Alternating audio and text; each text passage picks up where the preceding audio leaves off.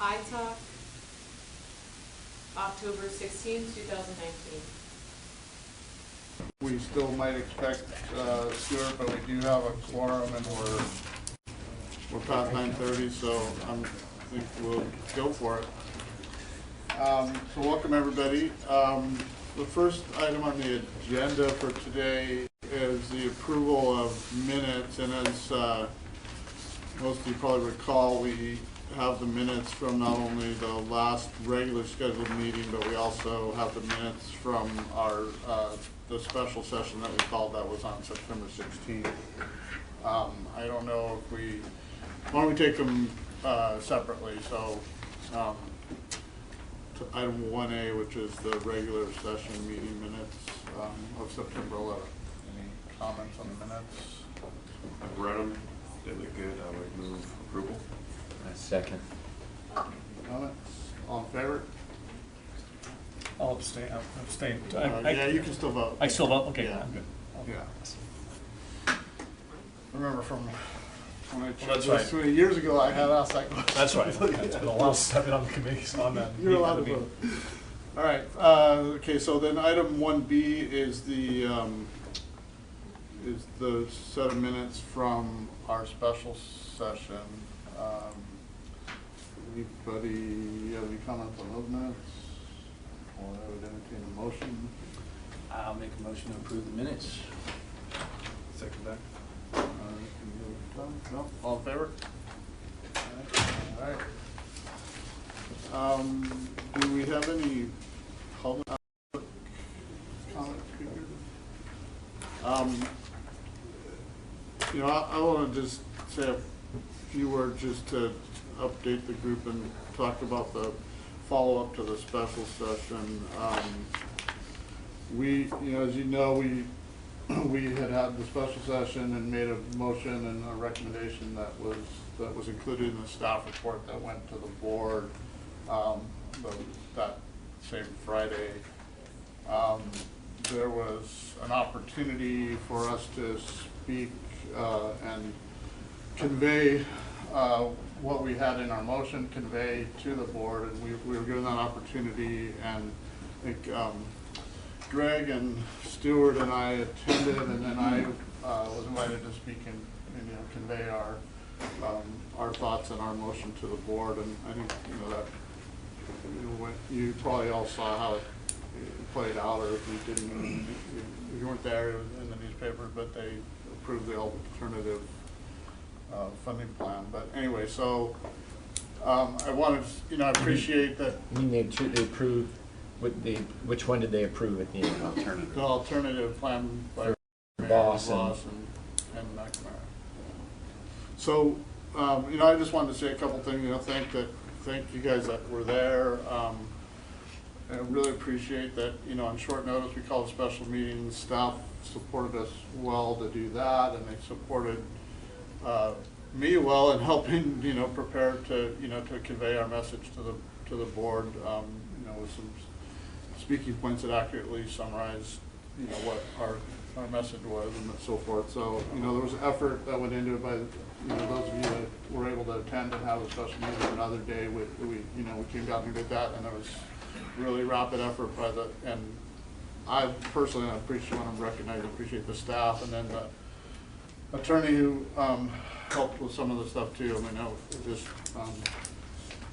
just a good effort by everybody, and I just want to convey my appreciation. So those are my comments. Anybody else have any member comments on item 2? Anything you want to? Apologies for late, but were you just talking about the unusual circumstance that they forced you to squeeze into 30 seconds? I didn't talk about that, but that's, I believe, well, I don't know what it may have been accidental, it may have been intent, I don't know, but I think the intention was that I would have been able to speak as part of the staff presentation that Jose was presenting, and I think Jose and Hassan were presenting, but the way it turned out is I think it somehow got overlooked, and then Hassan reminded the chair that we were there and wanted to share our opinion or our motion that we had made, and so they prioritized and got me in because they had already started the public speaking, so they prioritized and got me in to speak in there. I don't know if I was on the clock or not, but it didn't matter. It wasn't, the remarks weren't that lengthy, but, so, it was a little You're bit. so much more diplomatic than I am. It was awkward that, Well. that a group, that who we are, was kind of relegated to, okay, you're gonna go speak, you're not part of staff, you're not part of this organization, you're gonna go speak with the public. I So- do know, and I'm very confident in, that Hassan and the staff didn't intend it to be that. Oh, no, way. no. It just So was awkward.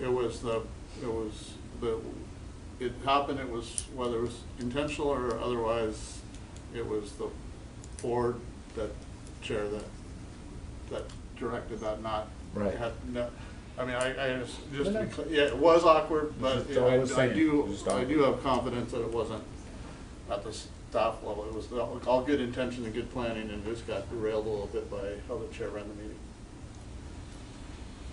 Fair enough? Yeah. Well said. All right. Any other comments under item 2, public comments, community member comments? All right, we're gonna skip item 3 for now because I believe Hassan intends to attend and give a report, and so we'll adjust the order when he has time to slip in and do that, and we'll fit him in if that's okay with everybody. So we don't have, I believe, a consent agenda, but we have a number of reports that we'll just take in order, starting with item 4, which is update for actions. I guess, Ariana, you want to Yeah, summarize I for us? really only have 2. RTIP amendment number 6, that was adopted. And then, as you just mentioned, the revised alternative proposal to the FY20 budget amendment was approved by the board September 27th. So that's all I have. I know it's pretty recent that we, because of the sequence of the stuff we were involved with. Any questions anybody else for Ariana? All right, thank you. So then we'll move to item 5, we need to talk about the triennial audit and our needs for a subcommittee. Do you want to give an overview on that before we discuss who? Okay, definitely. thank you. Okay, good morning, everybody. So in accordance with the Transnet Extension Ordinance, one of the responsibilities of the ITOC is to conduct triennial performance audits of SANDAG and agencies involved in the implementation of Transnet projects and programs. So items typically reviewed as part of this process include project delivery, cost control, schedule adherence, and consideration of potential changes that could improve the efficiency and effectiveness of Transnet programs and projects. So Schoberg Eveshent Consulting has performed all 4 prior audits, and at the April 2019 ITOC meeting, you elected to exercise the option of conducting the 5th audit with them as well, via a contract amendment of the existing agreement from the FY 2018 audit. So retaining the firm will result in time and cost savings due to efficiencies, since they're familiar with SANDAG and the ITOC and our processes. So this 5th audit will cover activities from fiscal year 2018 through 2020 and is scheduled to be conducted in FY 2021, beginning in July 2020. So kind of one of the first steps in kicking off this process is establishing a performance audit subcommittee to refine and finalize the scope of work for Schoberg to use in conducting the 2021 audit. Now I'll pass it off to Ariana and let her discuss more about the makeup of the subcommittee and kind of the schedule moving forward. Yeah, so as Chelsea mentioned, it's time again to start your next performance audit. And in the past, you've established a subcommittee for that of no more than 3 ITOC members so that we don't have a quorum. And then Tracy Drager, she's not here today, but she's already agreed to go ahead and serve on that. And the schedule, what that looks like, and the time commitment is basically the remainder of this fiscal year. There would be maybe 3 meetings, and we would try to schedule those after your ITOC meeting, maybe an hour for the subcommittee to meet, refine the scope, We don't anticipate too many changes to the scope at this point since that is already part of the existing contract, but you can refine that. And then next fiscal year, the subcommittee would be working closely with your performance auditor. Typically, you've selected a chair as part of that subcommittee that looks at the invoices and the deliverables a little bit more closely. And then the subcommittee, as staff also does, obviously, but then the subcommittee meets with the auditor along the way to review again the deliverables. There's also an entrance conference and an exit conference that takes place, and typically the subcommittee, or at least some of the members, have participated in that as well. So it's probably several hours of time commitment, and some of you that have served already and be able to provide a little bit more about your experience, more details about your experience, but definitely a good opportunity for someone who wants to roll up their sleeves. It's also helpful to have somebody who's participated before, just from the background and what we've done before. So. Oh yeah. They've seen this, obviously, the scope of work. We talked about this in April. This is quite a bit different in the sense of the last several ones that I've been involved with. This time around, key metrics, benchmarking. I'm just looking at the scope of work, public perception. Some of these words in here over the last two cycles. I think we're focusing a little bit different this time around, right? On I can't remember what the scope was 3 years ago when we did this. Is this quite a bit? Should be the one. Is it identical in the sense of? I had somewhat of a similar comment, which Because I like where this is going, but I just don't sure how this has been communicated to. If this is the same type format or not, it looks different, but yeah, it's been I the just same wanted to sort of format see. in the past. It should be the one that we had from the last time. Go ahead, I didn't interrupt. no, I interrupted you, sorry. I'm just trying to understand because I'm the one that sort of was 5 years ago. Is this the fifth one with them? This will be the fifth one. Yeah, and I was involved. I chaired the 1-2 times ago and felt that they did a great job. I'm just wondering again what the difference is, what we're looking at differently this time. Yeah. In public perception and some of these things, I think weren't looked at as much last time. And benchmark. I mean, to me, I think this looks like it's a little different, but Yeah. which I like. It did. It was changed the last time, the fourth time. So when the subcommittee met, they decided that they wanted, and they brought that back to the full ITAC as well. But there were some changes made. You're right, for the last one. But it's generally the same as the very last time. This is generally the same. Oh, This yeah. would be the Yeah, same. but This not hasn't the changed. same This as is the what last we one. Yeah, and I Right. chaired. Yeah, no, I like it. I just wanted to know sort of because we are going back to the same firm. Right. And I always think that they're not going to think out of the box as much as they should be. But So- maybe this last time around we did. It was a lot different. The performance audit, sure. The report itself, I remember, was quite a bit different. Yeah.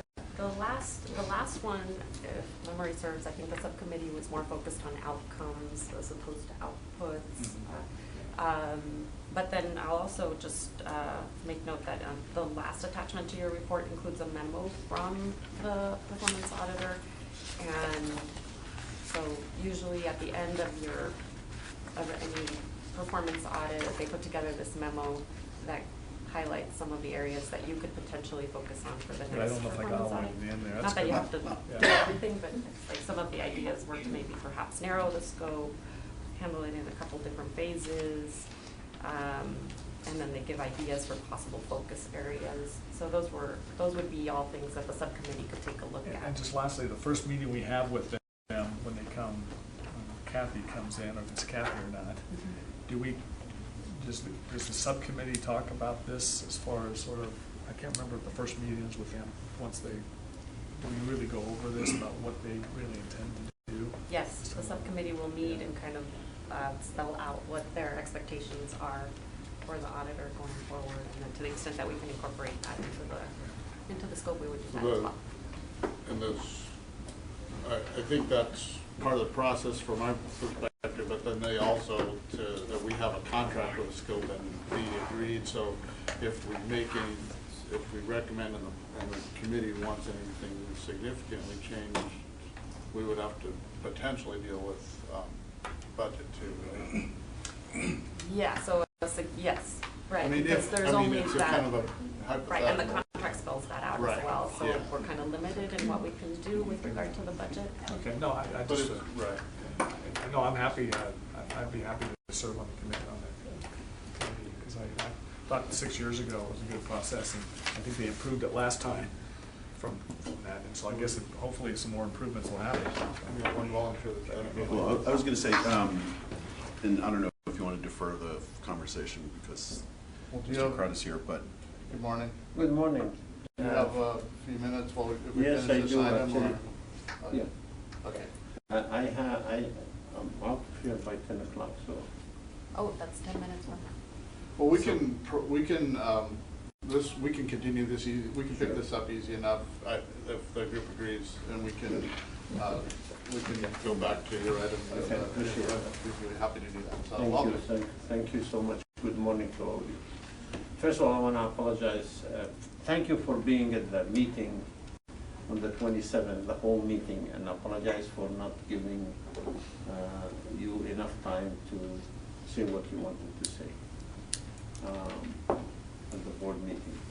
But few updates that are important. One is the Governor Newsom signed our Bill 1730 that would give this agency 2 years to develop their plan. So that's a huge deal for the region, minimize the risk at the state level. And unfortunately, it was bipartisan, partisan in Sacramento. There were an attempt to stop this from moving forward, which is sad because I can imagine why would anybody in this representing this region does want to minimize the risk for the region. I can't believe that. But So you're saying that the Republican yes, legislature it was 30 to 8 towards the Senate. Wow. And I still don't understand why. I'm trying to understand why. But I am grateful for Lorena Gonzalez for authoring the bill. Senator Jim Bell, who came to San Diego, actually spoke on the Senate floor on behalf of the bill. I personally thank Governor Newsom last week when he was here for signing the bill. So from the state side, with the only MP on the country, would have actually 2.5 years with no penalties as a region. We have another part to this, which is the federal update. We took care of the state by doing the bill, the federal update. Originally, we were planning to do the federal update by May of next year. But then President Trump signed into law what's called the safe rules, which once he signed it, it went into the register. We have 60 days from the register to be effective. That 60 days expire on November 26th. We had a choice to make. And that choice is, can we do the federal update we plan to do by May 8 months, by November 26th? Or should we just be like everybody else and take the risk? And we decided we're going to do it by November 26th. So we got move the whole agency staff to work on the federal update, which we're doing right now. And we'll put everything in the back burner, like the 5 big moves. We released the federal update for public review. It's going to the Transportation Committee tomorrow. Is it Friday? What's today? Friday. Today's Wednesday. It's only Wednesday, right? Going Friday to the Transportation Committee for a public hearing. We're going to put it in the hands of our federal agencies and give them a few weeks to approve it for full. If this gets approved by November 26th, this region is safe from not only the risk from not having a plan, but also from the safe rule for the next 2 years, which is the only important state in the country. So that's good news. On the 5 big moves, we are going to delay because of the federal update coming to the board with more detail by a couple of months. But we are still sometimes February or March, we will be putting the 5 big moves on the agenda for a big meeting that would include all the policy committees, including this committee, the stakeholders, the public. We're probably going to hold it somewhere else because I understand people complain about not hearing everything the way they should. So we're going to, I think Laura, I don't know that Laura's here. Laura's looking at a facility where we could accommodate 500 to 600 people. But I will tell you, and if you haven't been to the Vision Lab and see the planners, you will be very impressed like I am. Jim and I were listening to a presentation yesterday from the planners doing the work, an amazing work. And I was just at the Coastal Commission meeting talking about the 5 big moves, and I can tell you that being on the road a lot with my team, there is an excitement about the 5 big moves and what it could do and what it could bring in terms of improving the capacity in the highway system, improving the capacity in the transit, reducing greenhouse gas emission, which we must do by law. I just want to address the vote that took place last meeting, which the board moved, not completely the staff recommendation, but moved an alternative. And people, tried, especially in the media, tried to tell me, so what do you think? And people are claiming victory, and what do you? All I can tell you is, if I get 95% of something I ask for, I'm okay. So from the number standpoint, fine, but you move, and I'm happy. I want people to claim victory. That's great. Messaging wasn't as good as it could be. And the messaging from the standpoint is the arbitrary nature of first saying, let's take $60 million from the trains. And then when there is pushback, oh, no, that's not good. Let's take it from the 5. And let us put it in environmental work on the corridors. I'm not against that, but here is what happened. 5 is under construction right now. It is much easier to make it ready to be a hot lane. Once you build it, you start digging back again. It's a disruption for traffic. It's cost more, etc. So that was the wrong place to take it. I mean, if they had to take it, I would have loved to figure out a way with my team how to give you 60. So arbitrary nature wasn't good. Second, by federal law, when you do an environmental work and you don't cut the ground after 3 years, you have to reevaluate. And after 5 years, you probably have to redo it. He did a couple of things in the Midcoast where you did environmental work, it's too old, you have to redo it again. So all this environmental work, first of all, we're going to follow the board direction. That's my job and my team's job. They acted, we follow through. So the arbitrary nature of taking the money from a project that San Diegans could enjoy in 2 years to a project that study, we're not sure we're going to redo it again, or we're not sure it's going to be built because there's no money to build it. Having said that, $540 million of the 600 moved as the staff recommended. That's not a bad deal. The messaging was horrible. The arbitrary nature wasn't right, but it's a board action. Once the board acts, we move forward. So on the 25th, we're bringing back to the board the Regional Transportation Improvement Program, exactly the way we're moving forward to the next phase. And finally, you've probably seen in the news, the Secretary of the Navy flew here. We signed an MOU. We have started NEPA sequel work with the Navy. We are given access to the site, given the documents of the testing that happened so far. I am pleased and honored that we were able to move that quickly. I believe the biggest transportation hub in the nation maybe will be here in San Diego. Of course, you never have anything for sure, but we gone a long way in 6 months. We completed the subcommittee work in the airport.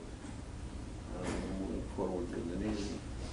My goal is by the end of this year to have the environmental work proceeding, a bill in Sacramento asking for a CEQA relief on the site, and a pre-development agreement with the development community. So these are the things I wanted you to know about. With that, I'll be happy to take any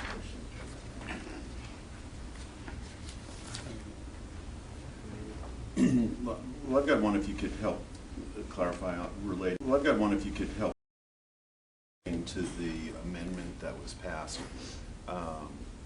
So my understanding, because I think you said this at the board meeting, is that you can't build new projects that add to greenhouse gas emissions, because it's not just taking, you talked about the inefficiencies of taking the money from 5, but the fact is the money's going to then, correct me if I'm wrong, increase lanes on the 67 rate, which is something that, as you characterize, does not decrease greenhouse gas emissions, increase. So I'm curious actually how this actually plays out. Does the state look at this and say that project in isolation is increasing greenhouse gases so it can't move forward? Or is it, well, if you do that, then you have to more than make up for it someplace else and demonstrate to us, you know, how does that actually play out? That's a great question. The state does not look at the project in isolation. The state cares that you submit a regional transportation plan. Got it. When you put it together, it meets the 19%. But from being 30 years in this business, which is obviously not good enough for some of my board members, you and I know that if you build capacity, you're going to add vehicle miles. And that, by the way, I am totally for capacity. As a matter of fact, the 5 big moves is going to add more capacity to the highway system than building an HOV and a lane would do. I'm all for adding capacity, but add it in a smart way. So by the time you build it with the transit system, overall you reduce vehicle mile travel, and that's the goal. And I believe if the state takes note, look, we're giving messages with these board meetings to the agency that's going to approve or disapprove all of this. And if the message is, I need 4 lanes, 2 lanes each direction of the 67. The 67 is a safety issue. And we dealt with it in the staff recommendation. We're going to continue to deal with it. We're going to even go above and beyond what the board actually said. Because safety comes first, no question about that. It's like the Los Angeles or the Dilma. But if you add 2 lanes each direction on any highway, the amount of increase in vehicle mile travel is going to have to, you're going to have to build a lot of transit to make up. Because remember, our transit mode split. We're lucky if we get 10%. When 90% still drive, that's a big problem. But the state does not look at the individual project, it does look at the mix of projects.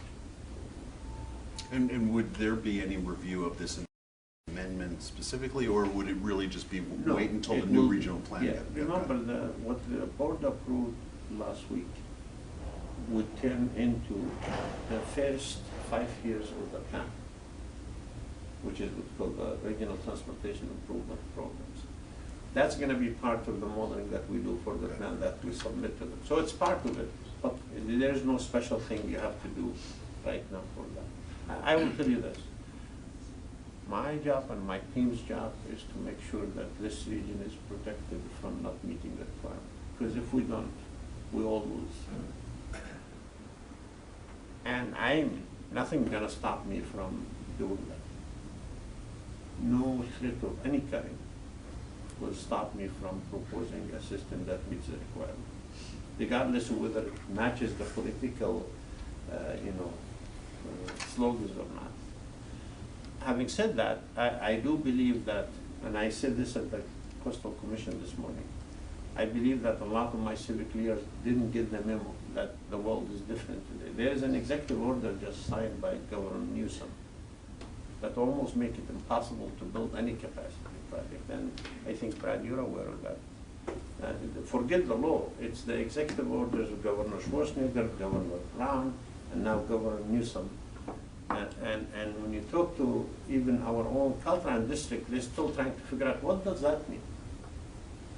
I can tell you what it means is we have to do business differently. We have to really embrace these complete corridors, to add capacity through managed lane network, to add capacity through state-of-the-art transit, to add capacity through active transportation.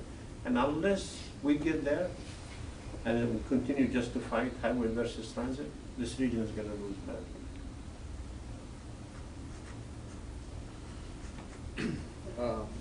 Well, I mean, just a general comment related, I mean, editorial comment. It seems like, my impression was in reading the newspapers and seeing the news after the board meeting is they don't get the fact, there's a lot of misinformation.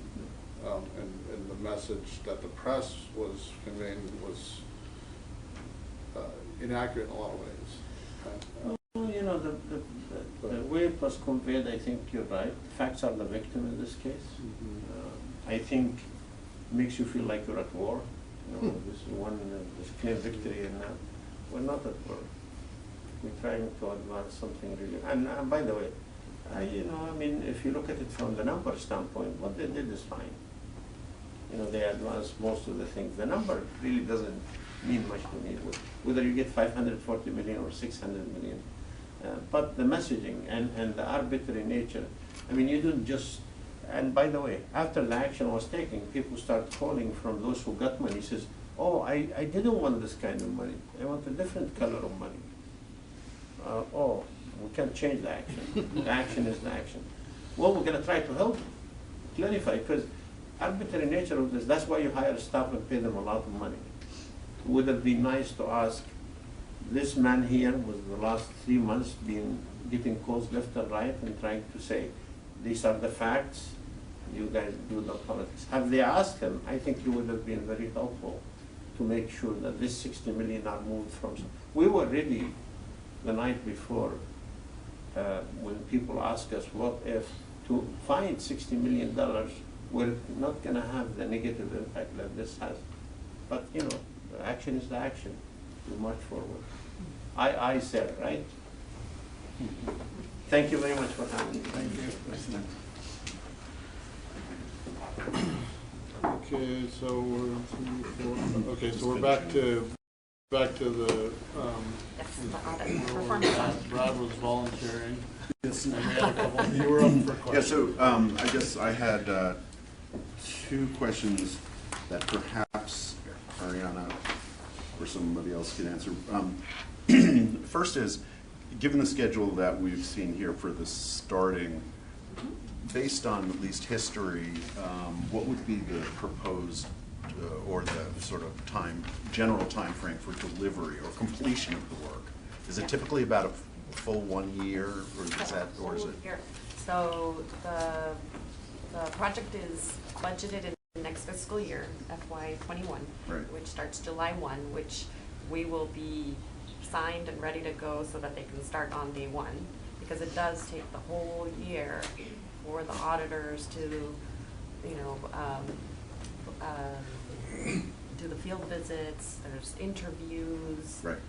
Meeting with the subcommittee, coming to you and reporting out along the way, that kind of a thing. So So the that- draft report is due in March. So that leads to my second question, which is, could you perhaps, and I don't know if you have at your fingertips, just quickly check to see sort of when their terms, when some of us term out? Because, for example, I'd be enthusiastic about participating, but if my term limit ends prior to the completion of the report, that might be a little bit of an awkward thing from a working standpoint. So I don't know if you happen to have the terms in front of you. So what I do know is this fiscal year, our chair is termed out in May.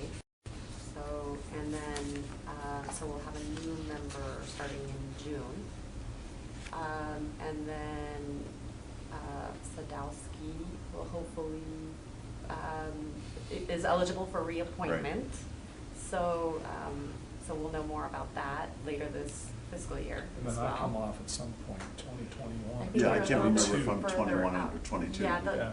and then, That's really what I'm asking. yeah, 'cause and then the others, but really every year we have something going on with regarding to member solicitations because of the extra staggering that we're doing with terms Right. now. It's not every 2 years that we're soliciting for new members, it's every year basically, so it's kind of, but I don't have off the top of my head, I do know there's at Nobody least a else couple is in May 2021.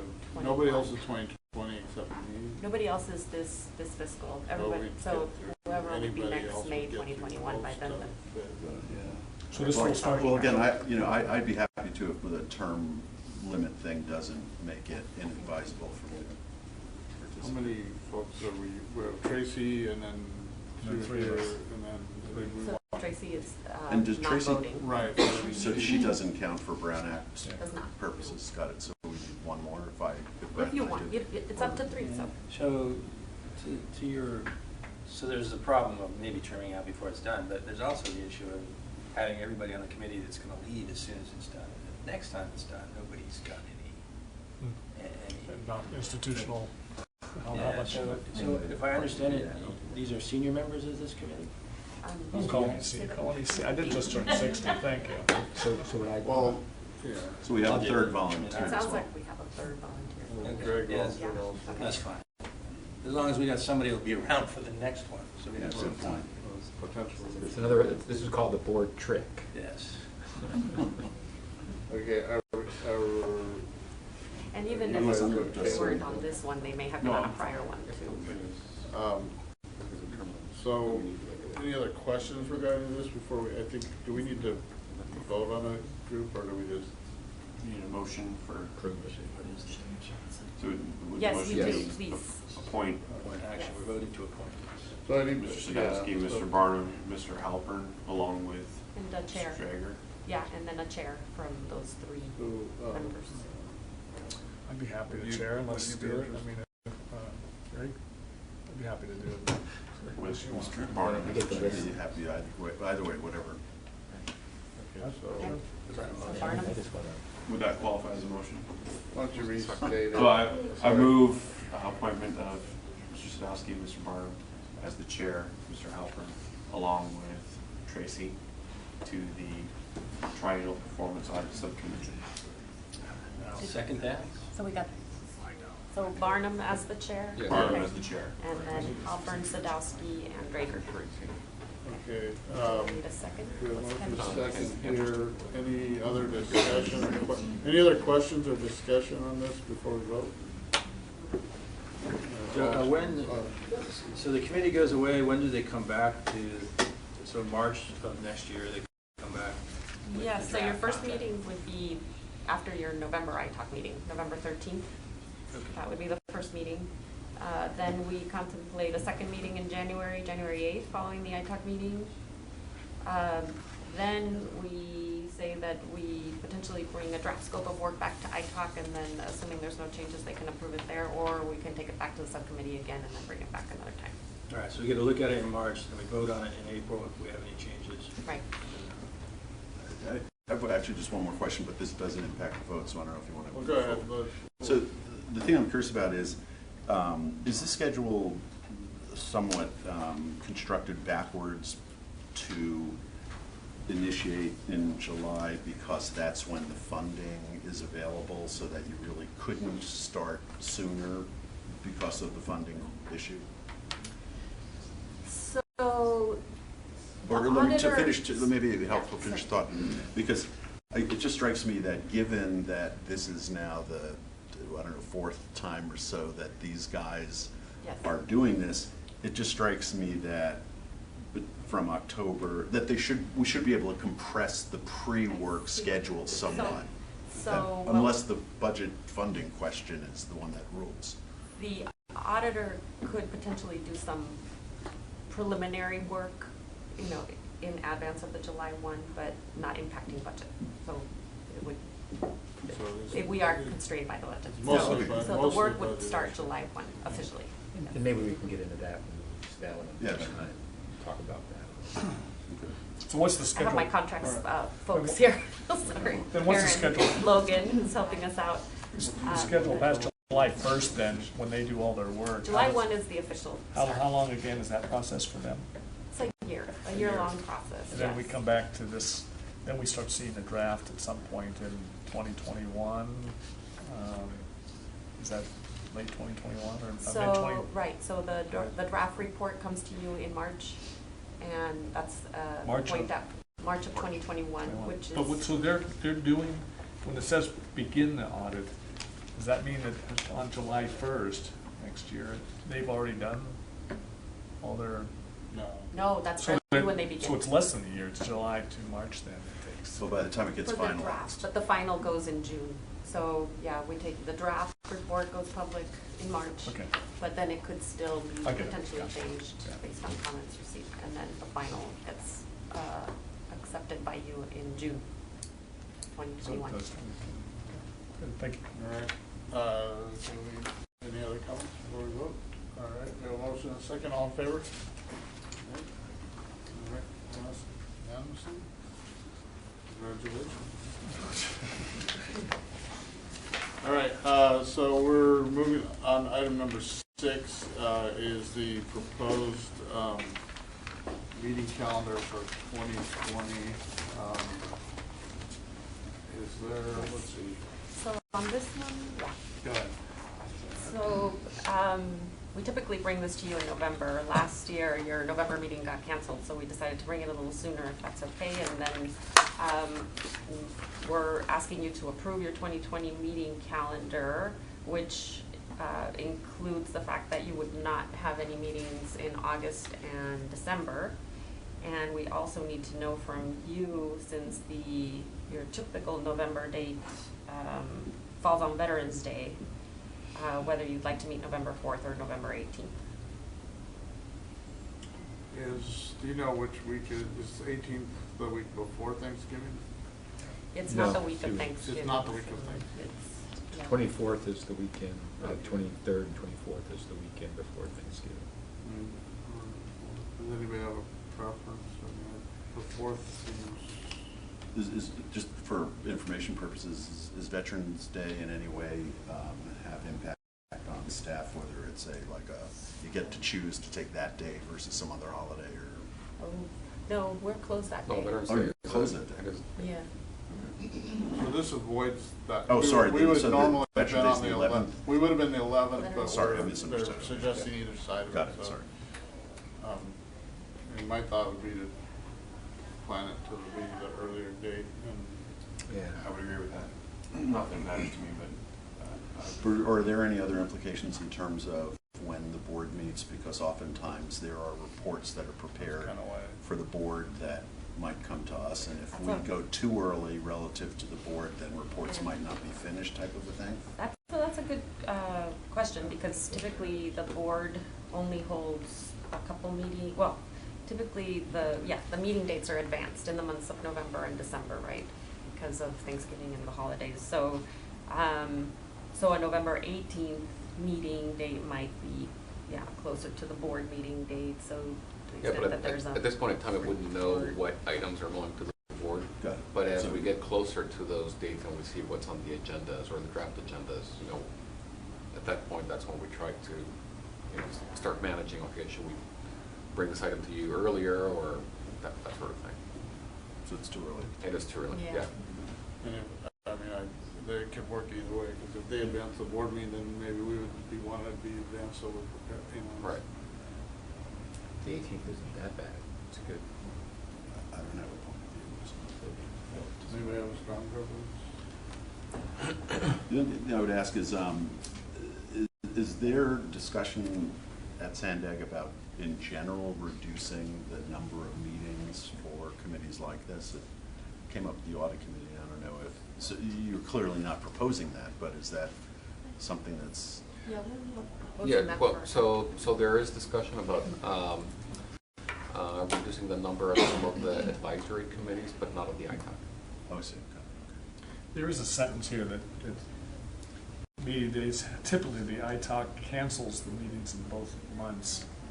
To me, I remember the audit a few years ago said that we're not meeting as often, we're not meeting once a month, But it doesn't really say why we're canceling these meetings.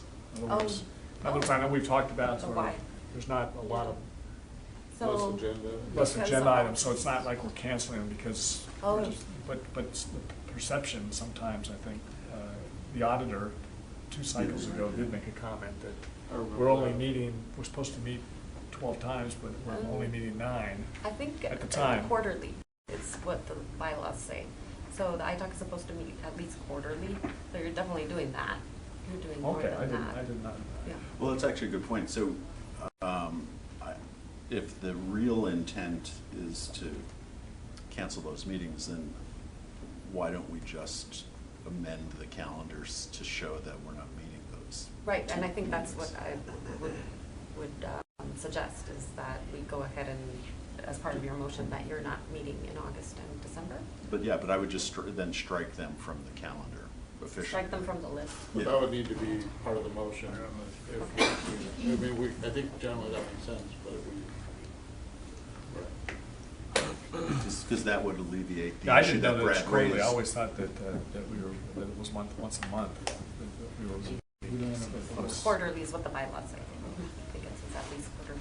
I mean, it does kind of look a little interesting. It says we're canceling meetings in advance of every year we're doing Well, this. it's just not scheduled. So just make it a point that August and December are.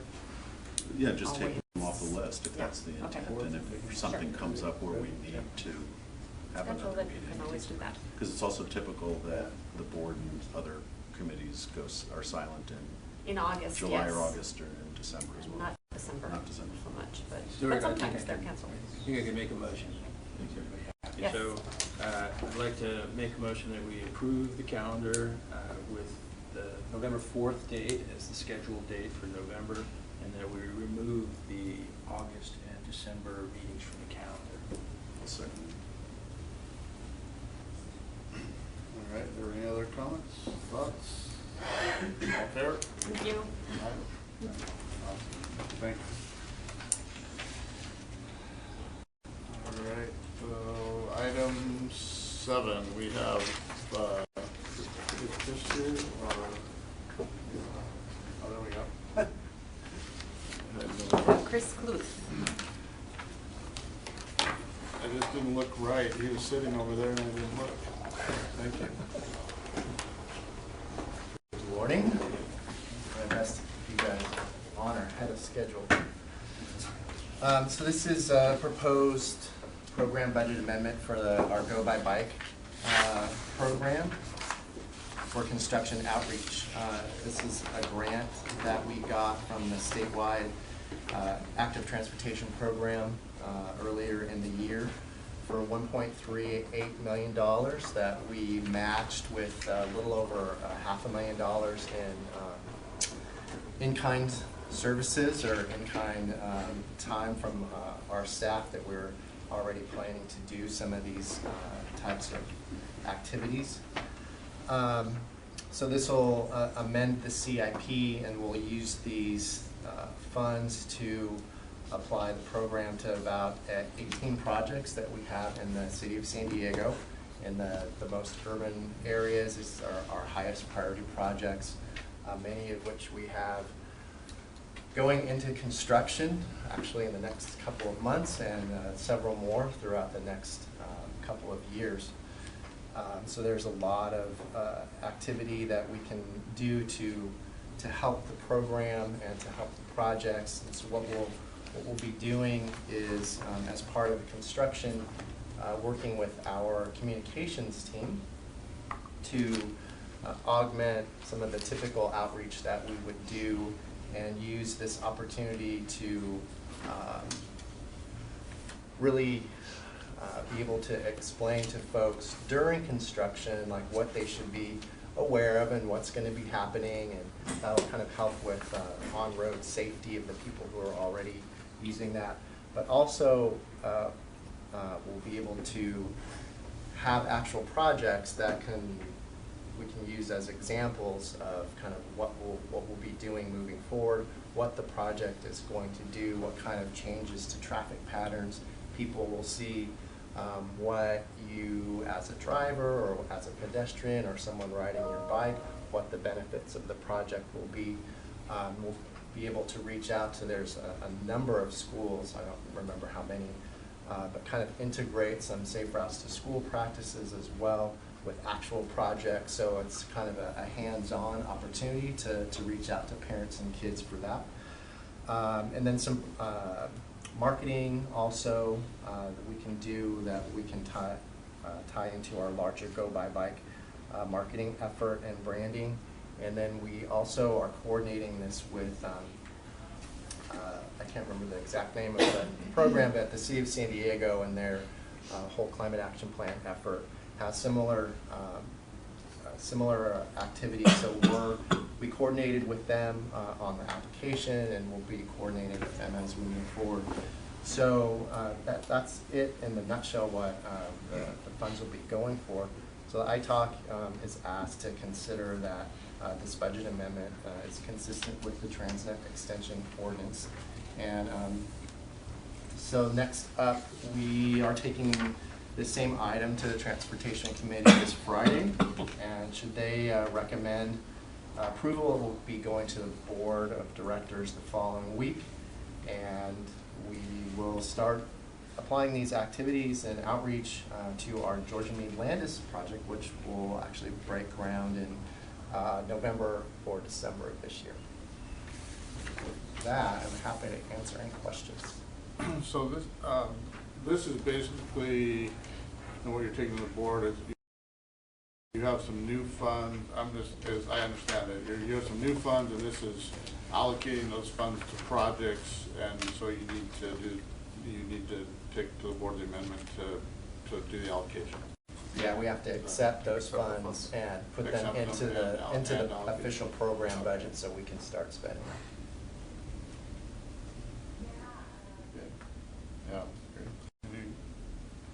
Any questions or clarifications? Sounds like a great project. Congrats on the grant. I have two things. One, I can't remember when it was, but in the not too distant past, one of the explanations of part of why it was taking long to actually start building a lot of these was that a lot of the projects from the City of San Diego, and that the city was a more complex sort of environment to be trying to build these. I'm trying to be careful in my wording in the rare display of diplomacy. So, if I'm reading this correctly, is part of the purpose of using the funds to try to help, sort of penetrate some of that complexity and to be more direct about some of the not political, but sort of residential or retailers' oppositions to removing parking for biking and that sort of thing, or is that not related to that? I think those are will be ongoing challenges, but I think we have over time worn them down and kind of overcome a lot of those, and some of the policies at the city and policy direction is kind of moved much more clearly in favor and in support of our projects. So this is really more on the back end during the construction of those projects that we were finally able to get through the process. Yeah. We're not clearing free, but we're there. We have a lot of projects going to construction over the next few years, so it's exciting. Okay. Any other questions? I'll make a motion to. Do we need a motion? Is it discussion item? I think it's discussion, but unless you feel you need a motion from a group, but just, I think generally we're in favor of what you're doing. Thank you. All right. Thanks. So next up, we have number 8, Transnet Environmental Mitigation Program annual funding, and that's Kim. Is there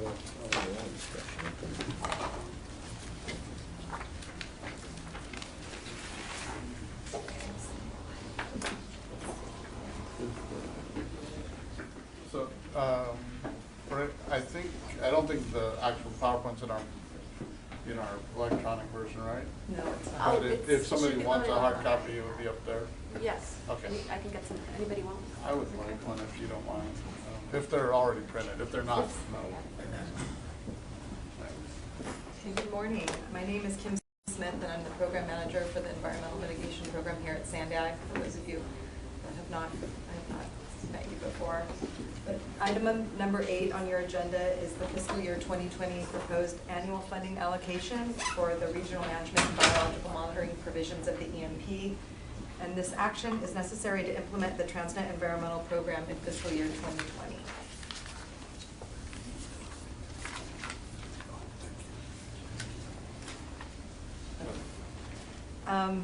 As a reminder, I always like to start off with this slide to kind of remind everybody what the environmental mitigation program does. It provides funding to mitigate habitat impacts from regional and local transportation projects, and also provides funding for regional land management and biological monitoring, which I'm going to focus on today. So it really does this by acquiring large tracts of land with native habitats early in advance of our transportation projects needing mitigation. And pressing the wrong thing. Should be for forward, it's the left button, right? Got it. Okay. So this really has led us to be successful in reducing cost, accelerating the delivery of these transportation projects, implementing our habitat conservation plans throughout the region, and reducing the listing of species as threatened or endangered.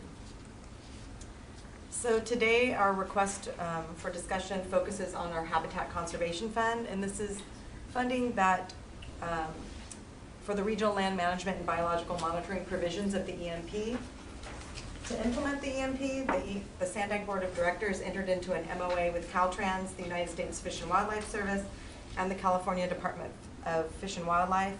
The MOA was originally signed in 2008, and we came before you guys last year in February with the new MOA in 2019. The MOA includes an allocation of $4 million per year for 20 years to assist in funding the gaps in regional land management and biological monitoring to maintain our regional preserve system. And it's really a safety net to protect our Transnet investments and help eliminate the need for the future listing of endangered species. Staff, with the assistance of our EMP working group, developed a 2-year work plan that identifies the key tasks and milestones. And then the annual funding is approved each year by the Sandag Board. The work is then implemented through contracts and land management grants, and roughly half of the $4 million annually has been used for our competitive land management grant program.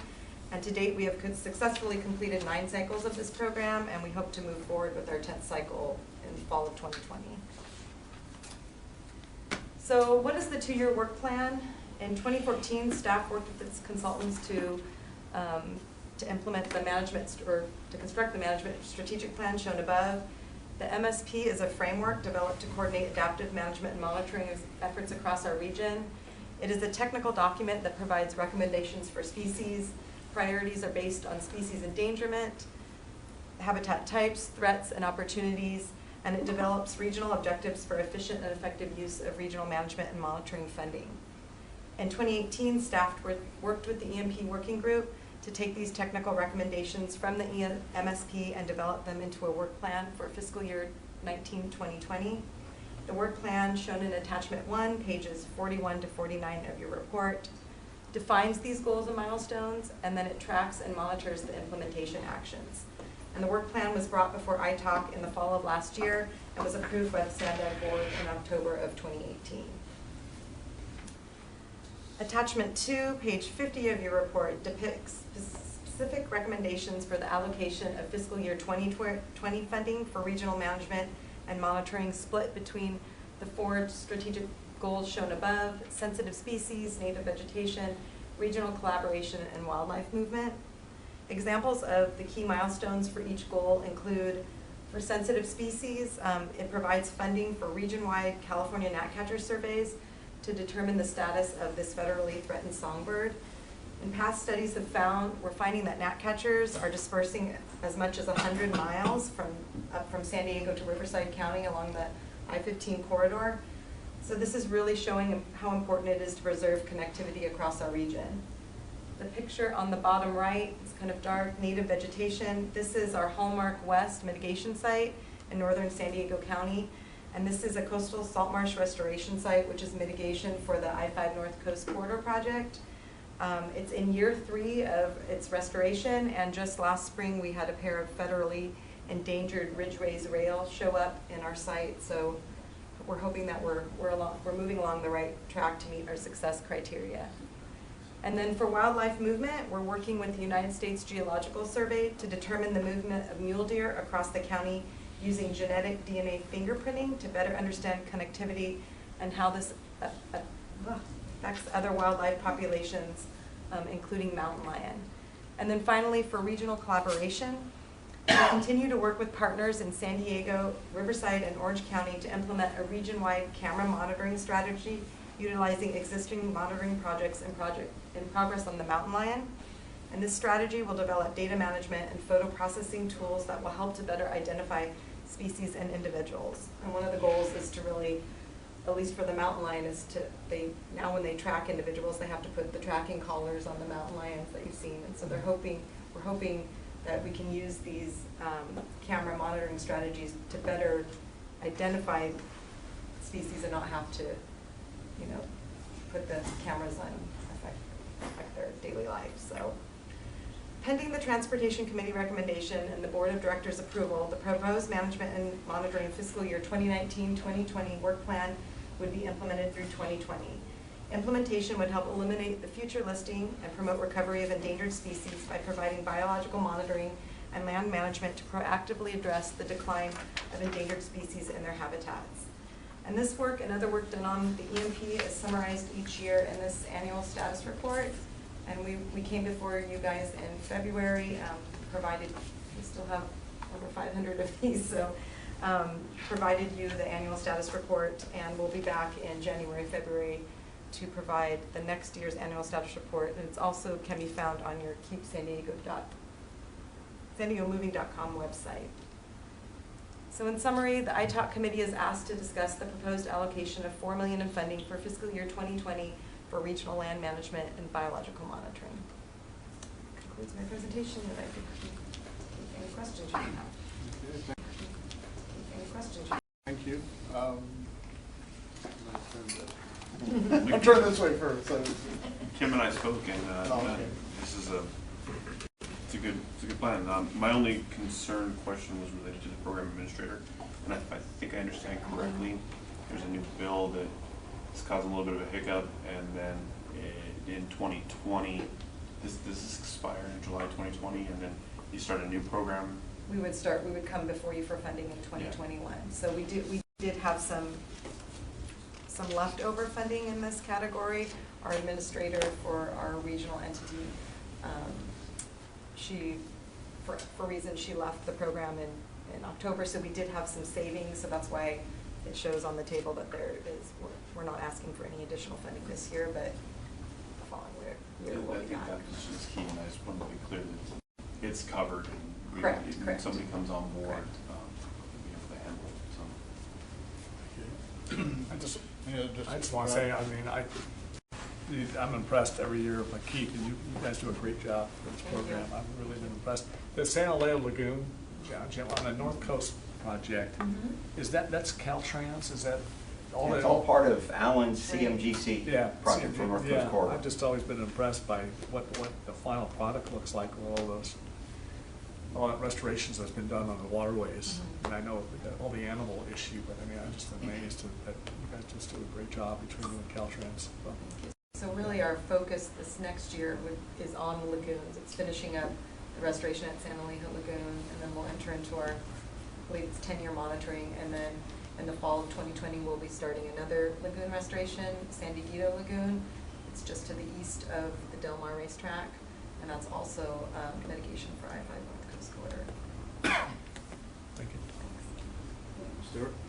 Two things. I was curious if there were a uniquely habitat-rich piece of land that kind of out of the blue came up for a once-in-a-lifetime acquisition opportunity that was in excess of the $4 million, is it possible to actually execute on something like that by sort of borrowing against the future stream of the 4 million per year, or is that just not?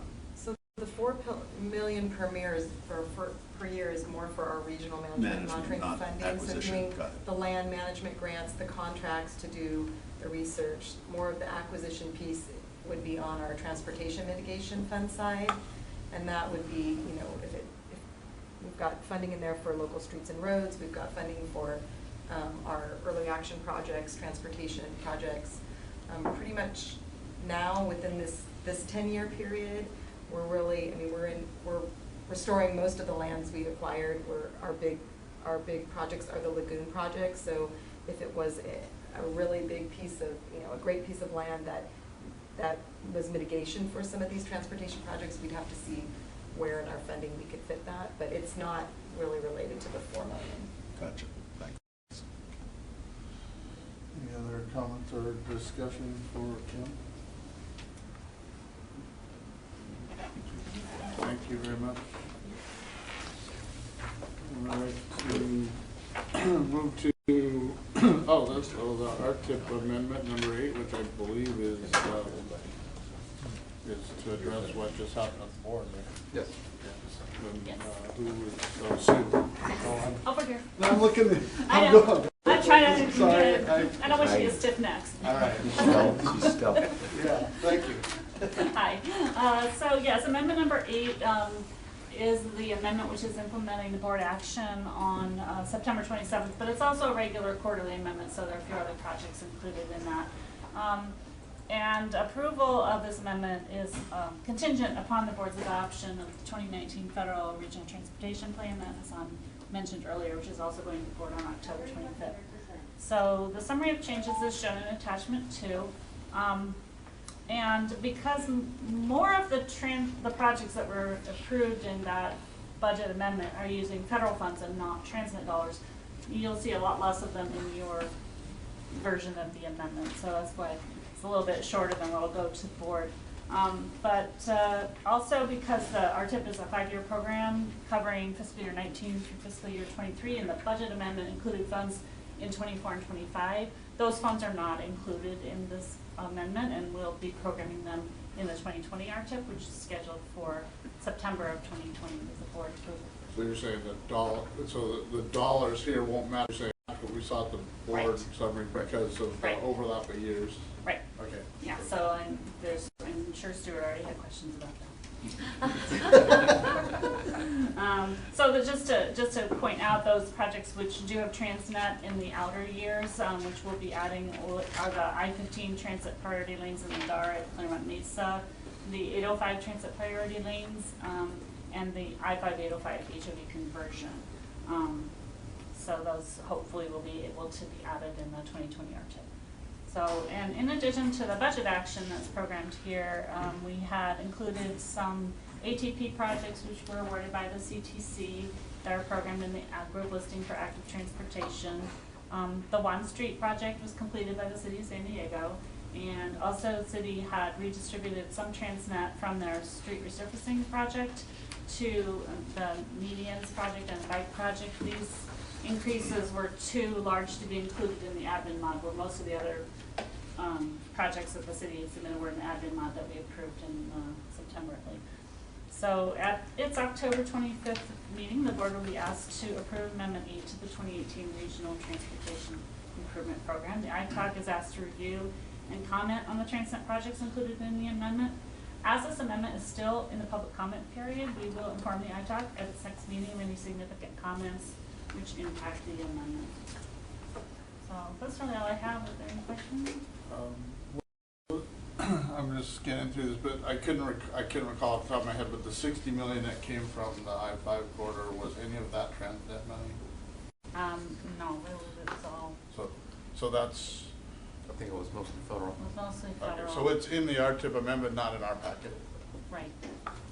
Yeah, so those dollars that went to projects like the 67 and the 78 and so Yeah. forth, the budget amendment itself was mostly non-Transnet. Yeah, The that's what I- 590, yeah. it was about 130 million that were Transnet. So when you look at projects, some of them are all 100% non-transnet. Right. There's a few that do have some transnet. Well, so Cal 277A, which is the I-578 connector, that has Transnet on it, and I think that was part of that. That's- Yeah. Right. I think there was maybe just a little bit of transnet, Yeah. but it was mostly federal. Okay. Okay. Anybody, makes sense to me. Anybody have any questions or comments? Thank you. All right, thank you, Sue. So, let's see, next up, we've got John on our favorite mega project update. Welcome. All right. Open yet? Not yet. It looks like it's getting there, but we still got a couple years to go. So I'm afraid that's going to be the question I'm going to be getting over the next 2 years. Why aren't you open yet? So good morning. This is the third quarter update for the Midcoast Corridor project. Everybody's familiar with this route map, I'm hoping, in the room. Obviously, it's an extension of the blue line from Old Town up to UTC. We are on course to open in late 2021. In fact, we're hoping we can maybe make a little bit of improvement on that, but that's the plan right now. We are going to be within the $2.17 billion budget based on what we know and project today. So MCTC, Midcoast Transit Constructors, is our contractor, so if I use MCTC, that's them. We've expended about 70% of the construction money so far. Right now, we're moving into and away from some of the civil work into the stations, the track, rail, and signal traction power. And so that's going to be our focus as we move forward over the next couple quarters. You'll see us get out of the heavy construction business and move into the rail construction business. So this, keep up. This is the schedule. It's kind of the baseline schedule we've had. We've been about a month behind schedule for a long period of time now. We still think there's going to be time to catch up in the schedule, but at least, given the size of the project, that's not a significant difference behind where we started in 2016. So I think we're doing well on schedule, and this is the classic banana chart we've shown you, and this kind of confirms that we are doing well on schedule. We've about 70% of the construction dollars have been expended on the project, over about 55% of the time. So right now we continue to track this monthly, but this is where we're doing and seem to be doing fine on the project. Another measure we have on the project is our Dbe Participation. This chart, the gold bars show what MCTC has projected they're going to achieve in terms of Dbe Participation, and the blue line up there, and the numbers represent where they are today. So MCTC is tracking ahead of or at where they're supposed to be in terms of Dbe Participation on the project. Sure it goes. Okay. So the project obviously is a huge boost to the economy in San Diego. So far, we've employed over 3,000 construction type workers on the project. 67% of those have been in the San Diego region. Another 33% are people who came from outside of the region, but still they're adding value here. We paid over $110 million in straight wages. That doesn't include all of the fringe benefits for that. I like to always bring this success story because of the DBE program. So for this quarter, it's Solis Group. They are a DBE construction management contractor who's working with MCTC. So they're doing they've gained work on this project, but it's also been a springboard for this DBE to do other work in the region and outside of the region. So just wanted to list some of the accomplishments this quarter. The first one is very important to the project. We had a very highly successful grant anticipation note sale. Jose can probably give you a lot more details on that than I can, but we had over $350 million in financing in that $2.17 billion budget. That was based on the projection of what the financing cost would be. We've consistently been able to have lower interest rates on that financing cost. So we are saving money in the financing costs, which remain in the project budget. If you've been out on I-5, you've seen a lot of the false work come down along Genesee Avenue and over the north half of the project at UCSD. Almost all of the false work's down at UCSD campus. And we're building bridges and taking false work down. We have a new bridge, the first bridge that's going to cross I-5 from the south-north, just south of Nobel Drive. All the false work up, all of the framing's been done. They're starting to pour concrete in there. All of the 9 stations we have are under construction at some level. Most of the structural on the station's done, and the at-grade stations, we're starting to form the platforms on most of them. We have an underpass under La Jolla Colony. We've completed half of that, and we've switched the other half, so we're more or less tunneling under La Jolla Colony Drive in halves. We started track work. I've got some pictures of that, both at-grade and aerial. We've upgraded the signal system from Santa Fe Depot to Old Town. What this has allowed us to do is operate a single track operation on the green line. So where the 2 lines split, we've got to put in a whole lot of track work. That's it's called a Y. It looks like a Y, so that's why it's called a Y.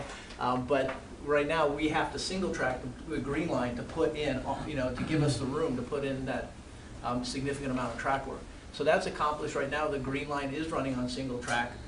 We've timed that so that there's very little impact on the operation. So we haven't heard anything back from MTS that that's impacting their operation. And then we can continue to get vehicles delivered. Okay, from that list, I'm going to show you a lot of pictures on the project. I'm going to start from south to north along the project. I think the important thing here is what these show is the results of a lot of the work that the men, women, and equipment on the project have been doing on a day-to-day basis. So this first picture is the Trolley Bridge over San Diego River. And I'm going to use the pointer if I can get it. So this is the Trolley Bridge, aside right next to the 2 low sand bridges we've already built as part of the San Diego River Bridge project. So you can see they've actually formed and poured about half of the deck on that bridge. And if this is even a week old, they've been pouring more. Next, going north, we have a trolley bridge going over Tecolote Creek. In this picture, you can see we have the columns up in the middle of the creek. The contractor is forming and pouring the abutment on the north side. We are tamping and leveling track all through the at-grade area. Some of it's on the low sand corridor, a lot of it's on the light rail. This is light rail track along Moreno Boulevard being put into place. So these guys are out there tamping, leveling, and putting in track. This is the Claremont Station. At the Claremont Station in the back, this is a separation wall between the low sand tracks and the platform. You really want a big 8-foot wall in there to separate you from those higher speed trains when they go through when you're waiting on the platform. And then in this picture, you can see them forming the platforms at the Claremont Station. This is the Balboa Bridge. So there is a brand new low sand corridor coaster bridge over the railroad that's functioning. There's another steel bridge that's in place now. And this work in here and this work down in the lower picture are us forming the concrete bridge for the trolley over Balboa Avenue. This next picture is the Flyover Bridge. We've talked about the Flyover Bridge, where we're going to have to pick the trolley up and move it from the east side to the west side of the low sand corridor. This was a precast concrete bridge, so the long view shows the bridge, and so what's happening is we're pouring the deck on that bridge, and then they're putting all the steel in for the next deck pour, and they're progressing towards the north where we're covering those precast beams with the deck, and then we'll put the track work on top of that. And you can see the guys down there doing a deck pour. And this is the approaches. So both of the approaches to the bridge, where we're ramping up to the actual bridge section, are strap walls, or we call them MSE walls, but basically they're laying down straps, putting concrete panels in, and then covering it in and building up that approach. That work is going very well right now too. This is, as you approach from the south to the north on La Jolla Colony, this is one of the retaining walls where they're stripping the forming. This is on the other side of La Jolla Colony, where the track will come out and start to climb and try to reach grade along I-5 northbound. And so the next picture is a little farther along. And so here we're forming, this shows the forming of the Trolley Bridge over I-5 at Millville Drive. This is a little picture that's a little old. You can see all of the fall sort going over the freeway, and then the formwork already being placed in the bridge. This is the formwork in place for the bridge, where these guys are lifting, placing, and tying rebar.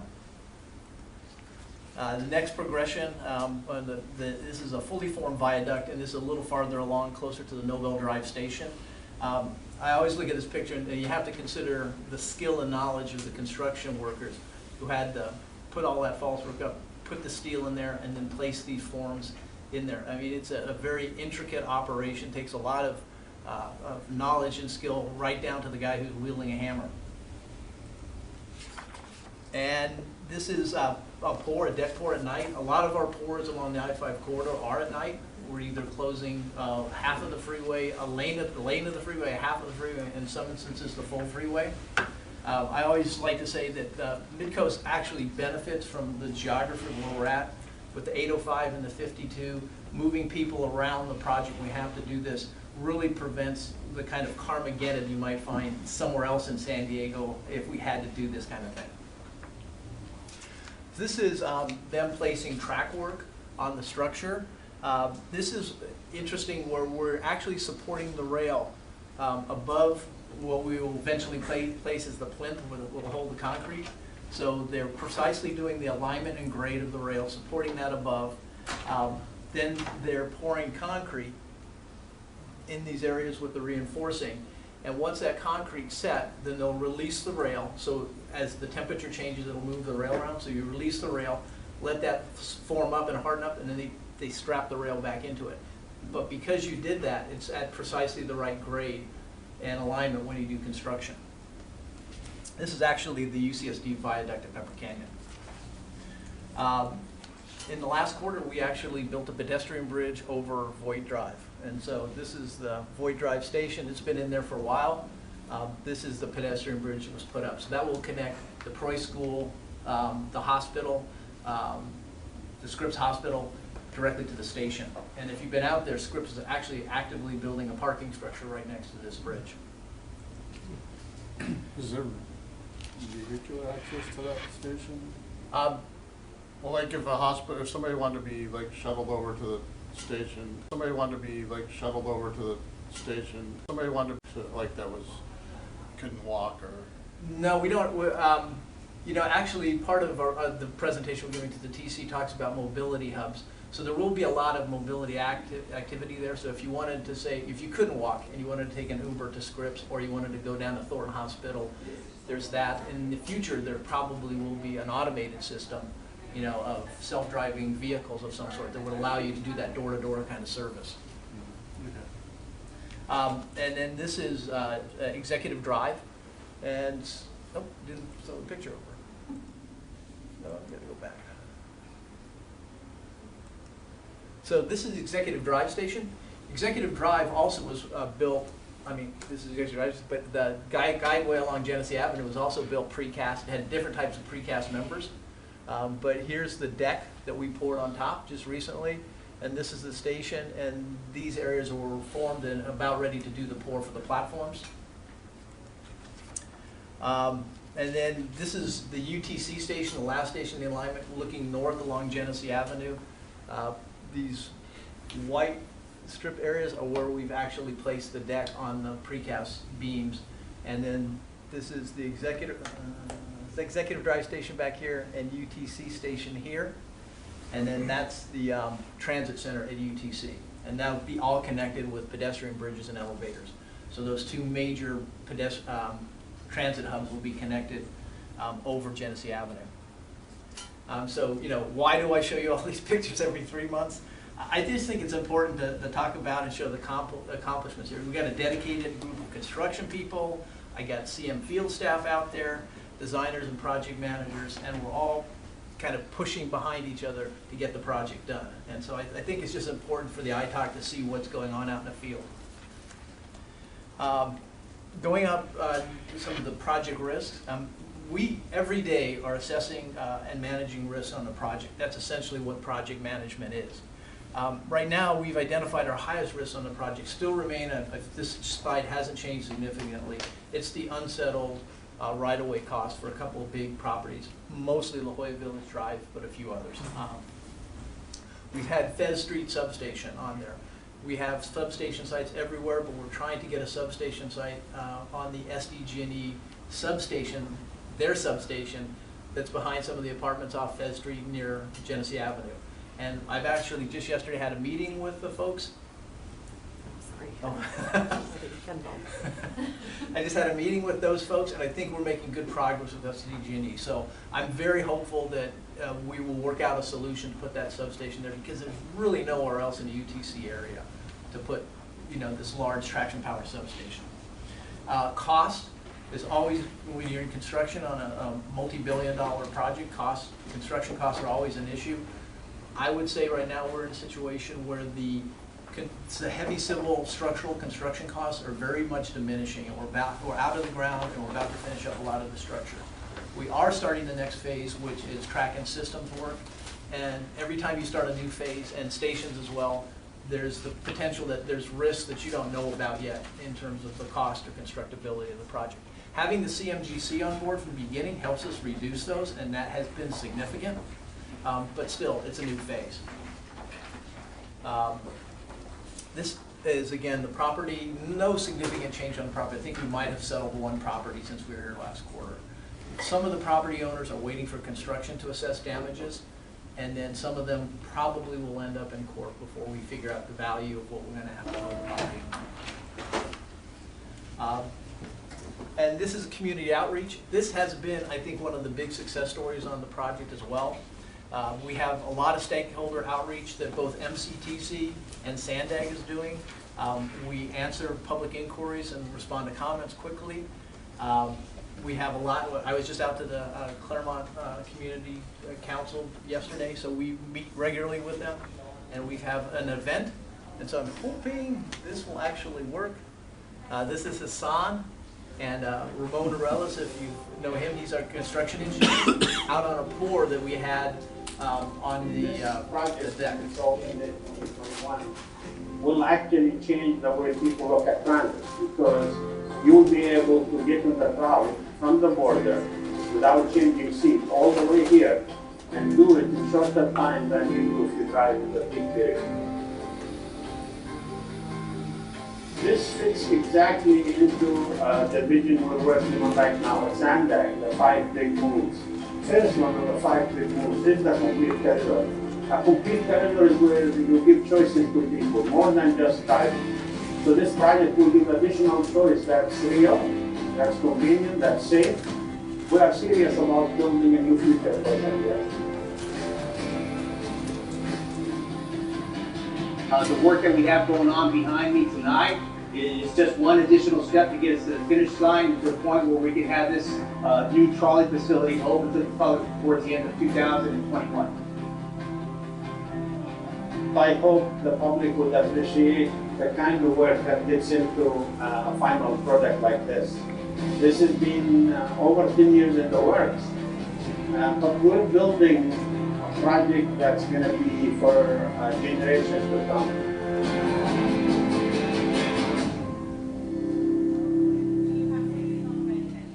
Okay, and the only thing that I would mention additionally on, additionally on that slide is we have already started looking at marketing and public relations for opening day now, because there's just a lot to do. And then this final slide for show you the kind of the wrap up is the tours. I mean, this summer has been, especially August, has been tourist season on the project, and so we've had members of the TC and the board out there. We've had members of our staff, MTS staff, professional groups, the FTA, and so you know, it is attracting more and more attention, and we're trying to get more and more people out there. Anybody on the ITALC, I mean, we could either take you out with a group, or I'd be happy to take you out individually on the project. It's well worth seeing, so I'll lay that invitation out there. And then we do have, you know, intensive public outreach. So, you know, we got the email address, a hotline number, you know, and a website address. And then for the social media minded folks who probably don't include me, you got Facebook, Twitter, and we have Shift. So with that, I'm here to answer any questions you have on the project. Good job. Impressive, a lot of stuff going on all at once. Yeah, Mr. Chairman, if I could just add, John said we're about a month behind schedule. Well, it also rains, and we've gone through 3 winters since we started work. And if you subtract out the weather days, because when it rains and a contractor can't work, he gets an extra working day. You subtract out those, we're actually 4 days ahead of schedule. So after about 3 years of construction, we're 4 days ahead of schedule, and I think still 0 change order days. Yes. We Yes. haven't given any working days yet. Yes. The thing that strikes me is when, you know, for those of us who've been in engineering in this community for 30+ years, you see Genesee Avenue in front of Costa Verde Center there where your station is, was, as a junior engineer 35 years ago, it's the first street I worked on designing, and now I've seen, you know, but I've seen more and more things I worked on are changing, you know, they don't you know, things don't stay forever the way they are. On good, great presentation. The Balboa Street, I asked this last time, the Balboa stop, and trying to get folks across towards the beach, and or getting, how you're going to get, it's going to be sort of a public relations issue related to how you're going to safely get folks from Pacific Beach across underneath the freeway to do all that. So how's that going to play out? That was probably the primary pushback I got at my Claremont community meeting last night, because the community there along Mission, whether it's, you know, farther north by Balboa or down by Claremont Drive, they're really interested in having some kind of pedestrian connection straight across the freeway. Trying to do anything at grade over the bridge at Claremont or underneath Balboa, I just have to tell them that's not really our project. I think Hassan is trying to work with the city and Caltrans and trying to find some additional resolution, but the streets at I-5 and then the streets just on the other side of I-5 present a significant challenge. We are widening it out so that the sidewalk, all the amenities will be available underneath those bridges. And we already looked, and we know that I-5 can be widened out to provide some additional, but you're still kind of going through some of the roughest intersections, getting there. And this project won't resolve all that issue.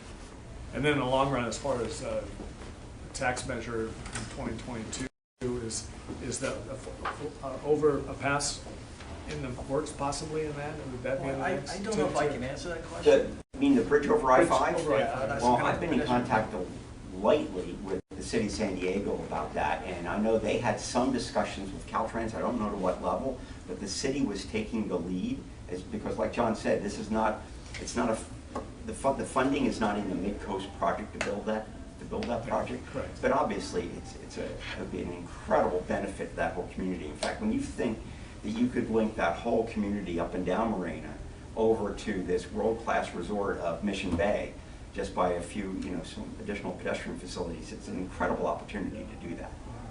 That's great. And then lastly, if you didn't finish by June of 2021, you could get a lot of people to the U.S. Open the golf tournaments. And you won't. I mean, you're later on in October, but that is going to be, a lot of folks are going to take that trolley up to the UCSD station and just walk to the golf tournament. Yeah. That's, there's a certain person at MTS who really would like me to do that. Yes. It'll be another golf tournament. Yeah, just to follow on for Jim, I'm just, you know, curious if you can maybe go back in time and give some context as to why that fuller, more holistic approach to the question that you were just responding to isn't part of sort of the normal process. Because, you know, with all respect, I have to say, I think for members of the public, it's just kind of a curious thing that, you know, a decision would be made to put transit stations in a place and to characterize it harshly, to then say, well, it's not really our job to connect to the community. If I was a member of the public, I would feel the exact same way. And the problem is, it's a very, very expensive fix, because as you're going westbound down Balboa towards Pacific Beach, it's just not a very friendly environment. Sure, and yeah. so what we have done is, when the coaster bridges were replaced, they're longer, and so therefore we can fit more width under there. But then you've got the freeway, and you've just got a lot of other obstacles.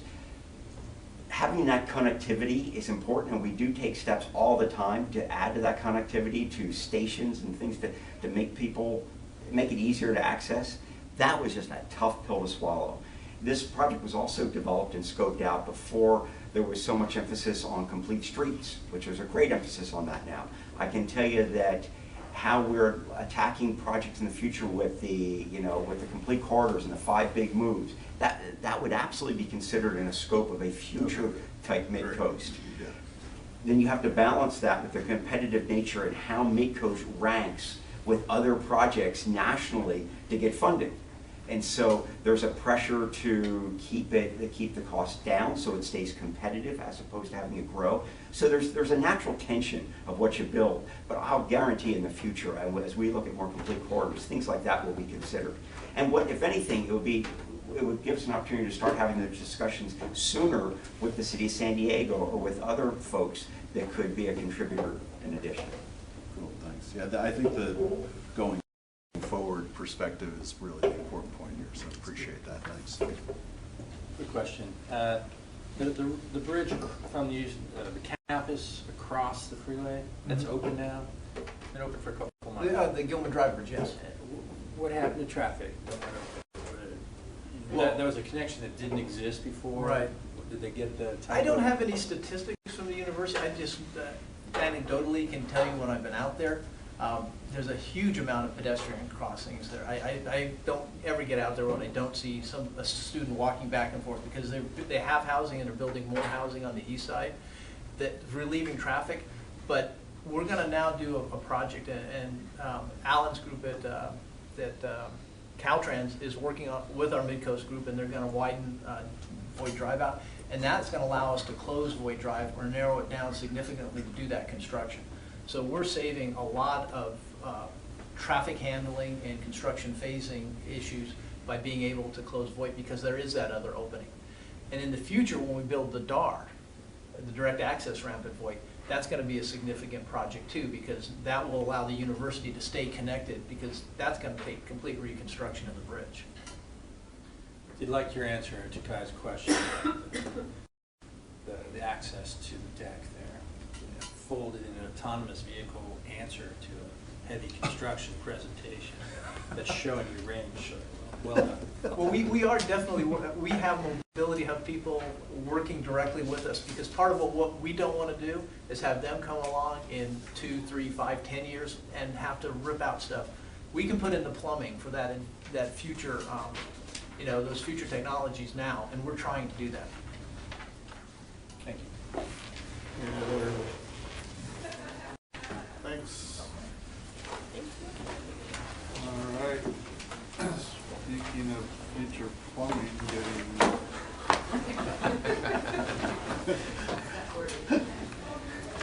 getting yanked away instead of Good morning, back everyone. right. Hi, Alan. The plumbing is in, by the way. Hassan said, no, the plumbing is already in. And the board has always been okay with the plumbing. We put plumbing, Okay. when we say plumbing, we put conduit. We have a trench opened up, we're gonna throw the I might have conduit in. Conduit's misunderstood. cheap. I might have misunderstood it. Okay. Okay. I was like, wow, so we gotta go back in and like tear it up to put in conduit, really? No. Okay. Well, I'll dovetail off of a lot of things that John said. Luckily, I have a couple slides that talk about plumbing and talk about connectivity, so better to be lucky than good.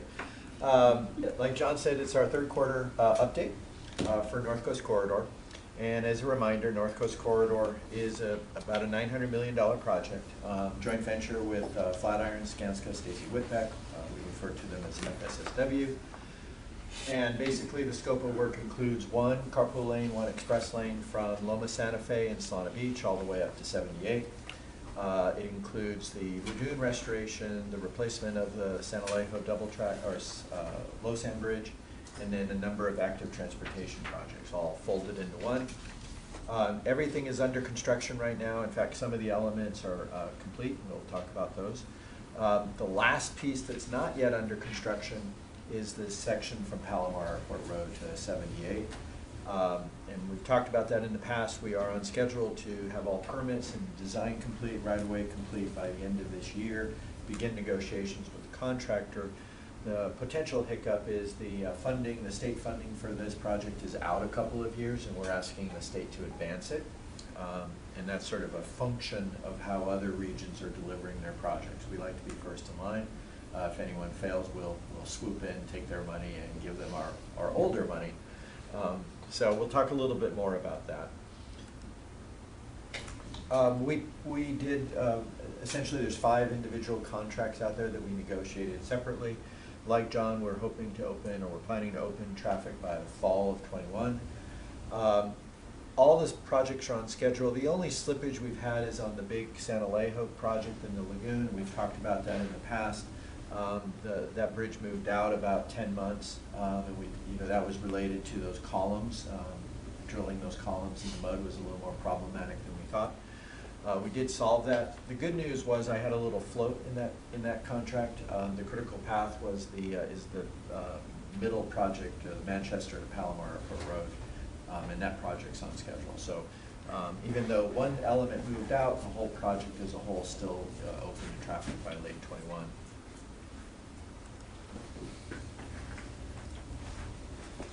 Some construction progress slides. If you have a chance to get off at Manchester and look what's going on underneath. A major milestone for us, again, like John, is removing the false work. And you're beginning to see the bridge unveiled. I think it's a very context sensitive, it's a very pretty location with the lagoon and the valley there. And hopefully the bridge complements that. You can start seeing the arches form and the aesthetic treatment. And that's also good by the end of this year. In fact, right now we're beginning to make just small changes to start shifting traffic to the outside. So by early next year, the existing freeway lanes will be moved onto these new bridges, and we'll be able to remove the old bridges and then do closure pours and fill in between the two. So that's currently what we've got on our plate at this location. Plumbing. I wanted to talk a little bit about what's going on to the north, right, from basically Cardiff all the way up to Carlsbad. It's kind of hard to see over the rail, so you don't really know, public doesn't really know what's happening over there. And so we wanted to add a little bit of slides of what's been going on over the last 10 months.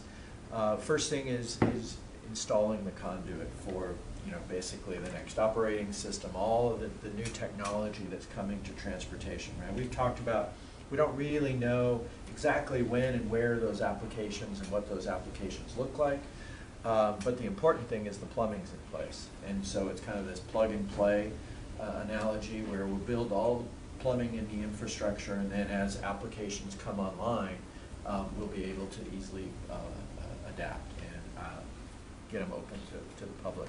And so these are actually fiber optic cables that are going into the freeway. So Alan, that includes, but that includes also the infrastructure you need underground for the future work that you got funding taken away from? Yes. Yes, we're putting in foundations for future sign bridges. We wouldn't actually put the sign bridges in. Right. Most of the funding was in the development of the software, the pricing applications, that sort of thing. Okay. That is what got pushed out. So we're not taking stuff that we're not having to actually dig up again because of that shift. That is not right. That's good. Good to clear that up. Yeah, that's good. But it is kind of a comment to how we're progressing in our thinking, right? When we built 805 carpool lanes from their 52 to the merge, those lanes don't yet have all the plumbing. And so one reason, and people asked, was why was that so expensive to convert from carpool lane to express lanes? Because we have to go back and retrofit that 805 section. The 5 section will include the plumbing. After the plumbing went in, we laid this geogrid, and I wanted to kind of highlight this because it was one of the advantages of the CMGC. We actually had a thicker structural section, more earth removed, had to be disposed of. Contracting industry came in and said, what about using a pilot of using the geogrid in the lanes and reducing the depth of the structural section? It actually saves you cost on the materials and disposal of the excess. So it's kind of a win-win. And so we have used this for years in the shoulders. Holds up well, keeps the same same life of the project. So they sold us, and that's how we proceeded here. Then the base goes down, and then the cages that over the last maybe 10 years, these dowel bars really, the idea is to connect the slabs so that old school, the slabs aren't connected. As trucks and vehicles hit them over time, they start rocking and then they start breaking at the edges. And so the new design has all these cages to kind of connect the slabs. Come on. Thank you. Contractor's been, we've only been under construction really since January, and they're already laying pavement and going. Just like at San Alejo, by the early next year, we'll move traffic onto this lane and then shift to the outside and start doing the construction on the outside. So that's kind of what's happening in the next 6 months.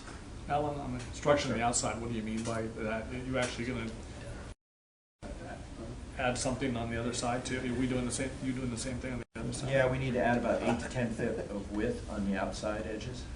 Is that where the I remember right-of-way issues came into play years ago, as far as any buildings that are affected by the other side of the construction that you're doing on the other side? So, good question. I should point out that the original vision was a 2-stage project, right? So stage 1, phase 1, I should say, is add 1 lane in the middle of the freeway. That has some outside sort of sliver widening, and then phase 2, years from now, we would come back and add an additional lane to the outside. It's phase 2 that has the larger right-of-way impacts. We didn't have any. We had some TCEs, temporary impacts, but no full phase. Because originally, I remember years ago, there was when they was thinking of adding more capacity, there was a big discussion. Before they legislatively removed lanes? Yeah, I think so. I was just curious. So when you're going to the outside, there's really no change. You're not really doing much. I mean, a lot of grading going on, but there's no impact to buildings or anything? Or No, some very large, significant walls. Yeah. Thank you.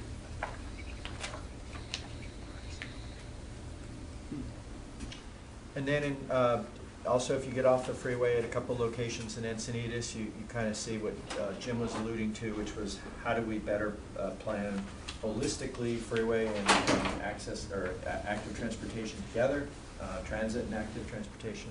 This is at Santa Fe, and before the bikes and peds were to the inside of those columns, and so both of these locations we're adding 10, 15 feet on the outside of the column, actually putting the sidewalk and the bike paths over there. And so at both locations we finished the south side, and then next year we'll come back and do or we're currently doing the north side. And then we work with the community to add public art onto the murals, but the cities actually fund that and take the lead. Is that what they were talking about at Balboa? Yeah, that's what. Is that similar? We'll look underneath Balboa there to get to the trolley station. Not all interchanges have that opportunity. Balboa's pretty big. Yeah. But there's some widening, but not as extensive like that. Yeah, but Balboa, we're going to widen the street, and there'll be bike lanes, against next to the traffic lanes. We don't have the room to separate them from the traffic lanes like you see here. Because this would you do the same thing at Lomas. Yes. Yeah. Why is that reason? Because it just engineering, topography, etc. That you can't do it at Balboa.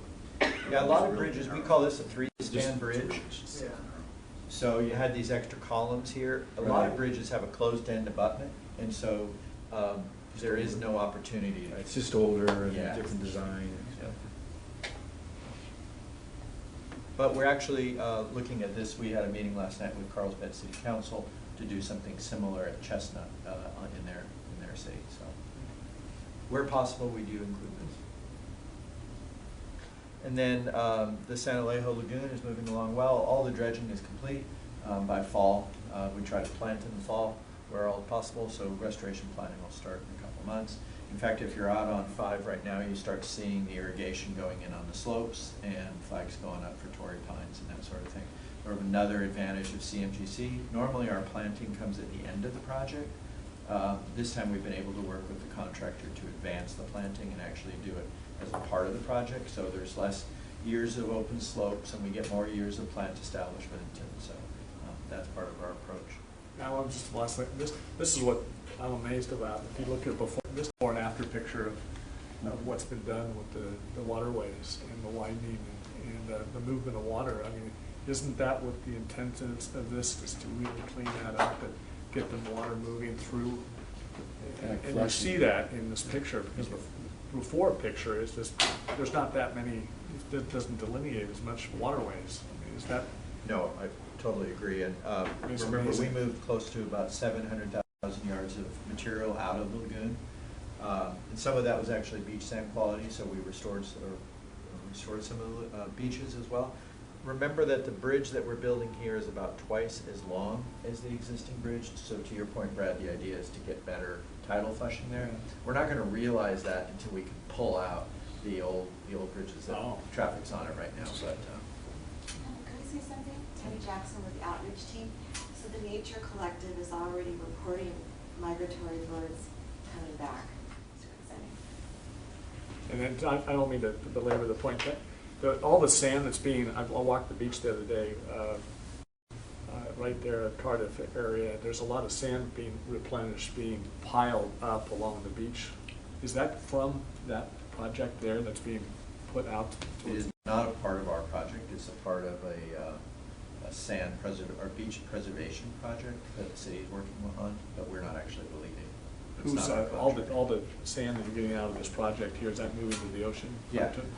Yeah. Thank you. I'm sorry.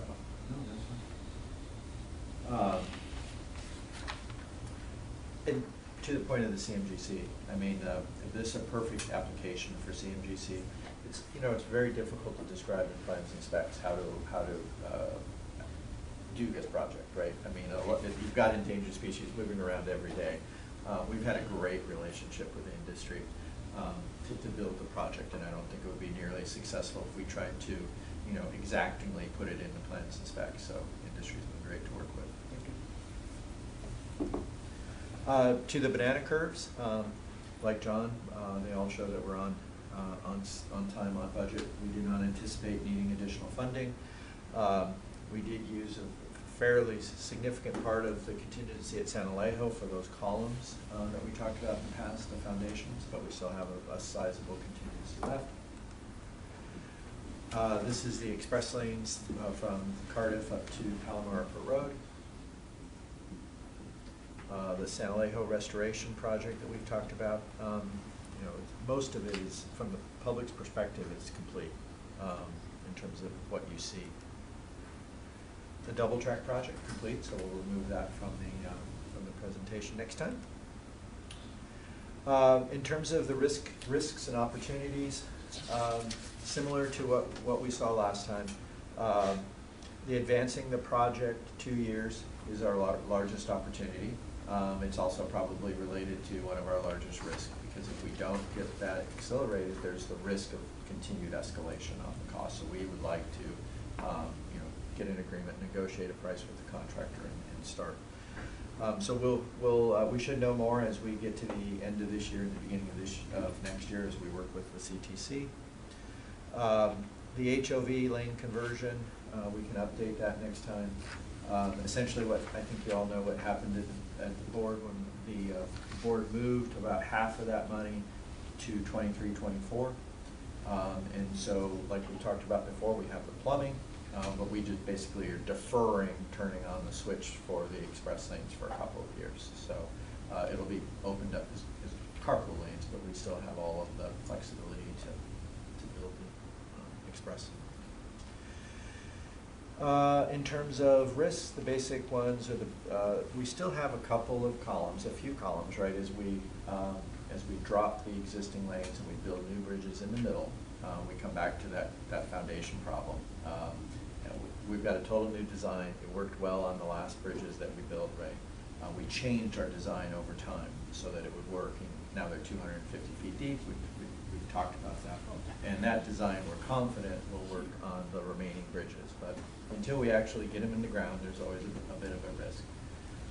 So I'll keep tracking that one. And then we've talked about the cost escalation. So just in summary, what we should see over the next 6 months, we talked about the planting beginning at San Alejo. We're beginning the traffic switch and the public outreach to notify people of the switch to the outside. And then all the, so by January, February, by spring, we'll be done in the middle and to the north and shifted to the outside. So questions?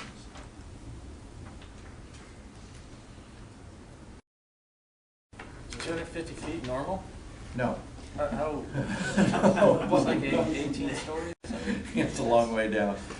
We're actually at the limit of equipment, of industry equipment.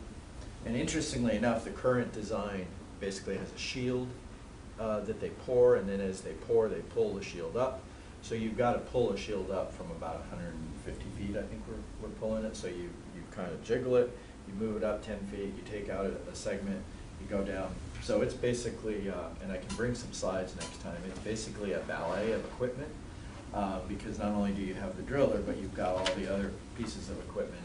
And basically the limits of technology is being able to pull something that heavy up from 230 feet or 150 feet in case of the shields with all that wet sand against it, so it just doesn't want to move. So, not normal.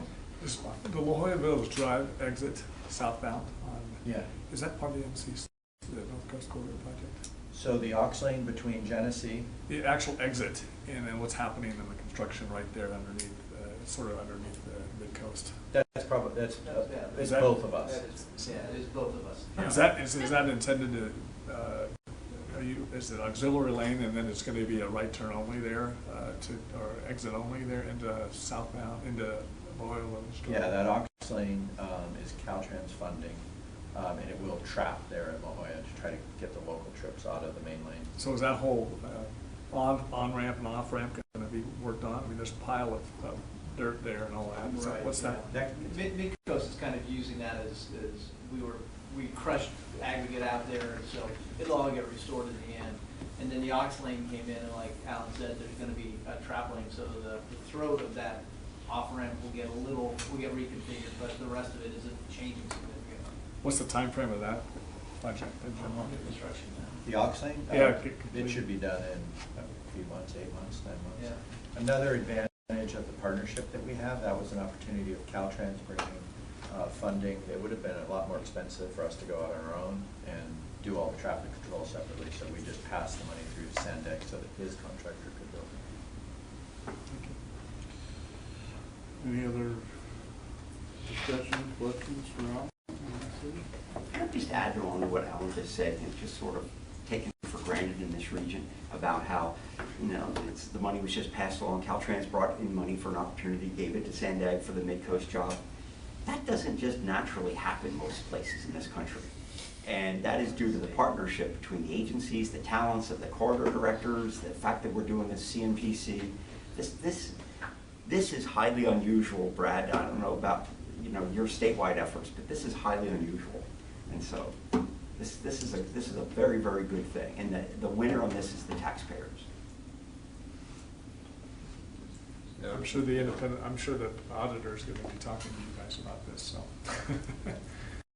About how that's part of the audit. So Jim, with all this, are we winding down?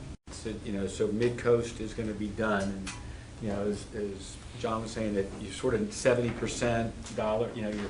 So these huge projects are, is there a next big project in the?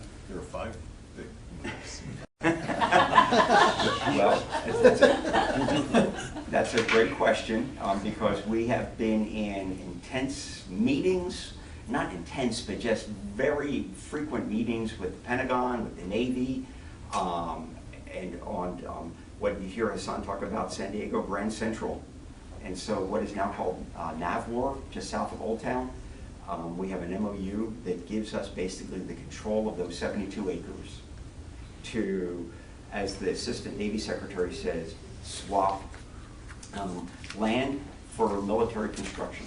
So we get the land, and what we have to deliver to them is a state-of-the-art facility for cyber warfare, called NAVWAR. And so then the way we pay for that, and the transit center that would be the future Grand Central, is through the redevelopment of the area. So housing and other mixed use and area like that, redeveloping that whole area. So what's the time frame? But that seems to be, you know, from a time frame, it's out, you know, not in the next couple of years. Yes, it is. So yes. So we have a sort of a slowing down of money in No, I'm saying construction. that is in the next couple of years. But to start. Yes. Yes, to start construction in the next few years, in the next couple of years. Okay. Yeah. That's very ambitious. It is. I think in the last meeting, when the MOU was talked about, it put us on equal footing with other developers that were competing for that. I guess that we've kind of moved on from that. Yes. So we're in a preferred position. Yes. Jim, you really, on that note though, you have to wait for the tax measure. Can you really do some of this work construction-wise at Grand Central without a tax measure? Well, and that will depend on how much money the private sector brings in a P3 type environment to redevelop. So how many square foot can they get out of the deal in order to afford a new NAVWAR and at the same time redevelop the footprint, which would then accommodate a future transit center. Yeah, so for clarification exactly on that point, at the last board meeting, there was the presentation, and it's been reported in the press that amongst the four alternatives, the budget is something in the range of, if I'm remembering correctly, 2.5 to 4 billion, or sort of the range, right? If you could just clarify, that's for the transportation center only, without building out the rest of the project with the office, retail, all that Correct, stuff? and the people mover to the airport. Right, okay, got it. Because that was a little bit less clear as to, you know, whether those other aspects of the project were in or not in that amount. Thanks. All right, thanks, Alan. Let's see, I think that finishes up our agenda for today. Next meeting is scheduled for November 13th. And then we can cover it from, we didn't cover it officially, we could do it in November. We're likely to not have a December meeting, but that wasn't part of our 2020 motion, but It was, but. It was? But I understand it's confusing, so we'll make sure it's clear. Okay, I thought Well, going forward, I think it was. Going forward for sure, yes, and then for December. For this yeah. December, For this I December. wasn't sure that we, No meeting, but, Okay. but we can clarify that. okay. All right, so with that, we're adjourned, thanks. There's no December 11th meeting. No. Right now.